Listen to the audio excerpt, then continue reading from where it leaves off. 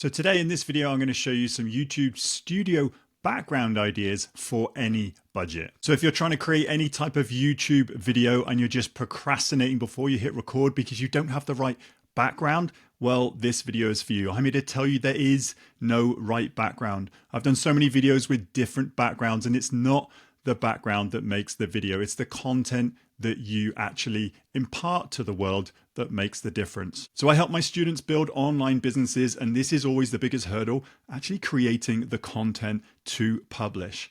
And in this video, if you stay all the way to the end, I'm going to showcase my exact tech setup, how I've set up my home studio. I'm going to teach you some of the principles about setting up your studio and setting up your backdrop. I'm going to show examples of different types of backdrop, and I'm going to showcase which videos on my channel have done the best and why. So in order for me to showcase some of the backdrops that I've used in my videos, I'm just going to dive into my desktop.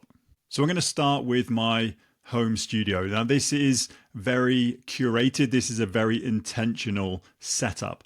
I only had a small space to go with, but I'm going to break down exactly how I've set this up. But first of all, I want to touch on some of the principles of setting up a studio with some sort of intended backdrop. So this is some of the content I teach in my paid programs. The recording setup is so important to have space behind you. It's not so much important to have space in front of you. In fact, it's actually quite handy to be able to reach out and touch the settings on the camera if you need to. But it's the more space behind you, the better, because you're going to not cast those shadows and you can actually have that nice blurred effect if you have stuff behind you, and try and make it as less cluttered as you can and just work with what you've got. Now, the second thing is the lighting. The lighting's got to be so important. People have got to see you and understand that you're in the room imparting the wisdom. You're not in some sort of dark room, but a key light, in my opinion, should be off to one side, in front of you, but off to one side. Then it's a good idea to have a secondary light if you don't have any natural light coming into the room. A secondary light off to the side. So my key light is off to this side, my secondary is off to this side. And again, if you can have some sort of lighting towards the rear, lighting you up, so those three lights, key light, secondary, and some sort of backlighting if you're not relying on anything in types of sunlight. So here is another example. This is when we're visiting friends and I just use their spare room. As you can see, there's the door in frame. Ideally, the door, it shouldn't be in frame. I've got a backlight there. I've got a bit of space behind me. And again, I've got my microphone on an arm. Now, this is actually one of my best performing videos. It's done 34,000 views. So it is actually not what the backdrop is like, but it's actually what you're saying, what the content is. The content's got to be valuable and it's got to help people. So in terms of the camera setup, I've got it set up on a tripod in front of me. The microphone is on an arm to the side, and then I have some lighting either side and behind me. Another example here, we were traveling in Portugal. This was a villa we were renting. I just used the main hall and just had a setup with, again, space behind me. It was a nice light, airy villa that we were renting, so lighting wasn't a problem, but I still had my lights off to either side. And again, my tripod with my camera, and then my microphone on the arm. And this is just me with my setup as I'm traveling quite a lot and I'm using different types of backdrop. This has got 1,000 views, so it doesn't really matter what the backdrop looks pretty good, but again, it's the type of keywords you're after and it's the type of content that you're producing.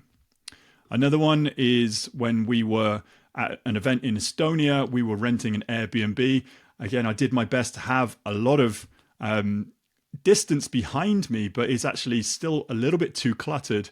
But this video has actually done 13,000 views. So this is done really well, even though I wasn't fully happy with the backdrop. Again, it's what you're saying and it's what is in your content that people will be searching for and watching your videos for. Now, the last one I'm going to show you is actually my most watched video on YouTube, 39,000 views at the time of this recording, and there is no backdrop. But I was still intentional with what I was doing. I had enough space behind me, so I'm not casting shadows onto the back wall. And I had, again, my microphone on an arm, so if I would knock the table or anything like that, it wouldn't reverberate down the mic. And then the camera in front of me looking straight down the camera lens, and again my two lights off to either side. So this just identifies that it doesn't really matter your setup. So if you are struggling to get the perfect setup, it doesn't exist. So just get an uncluttered background and try and get the setup in terms of the audio, the video, and then the lighting. And it's what you say that matters. This is my home studio setup. This is my ideal setup, but more often than not, rather than like now, I am traveling. So this is what I've got to go with: a backlight, forward lights, my camera, and my microphone. So there we have it.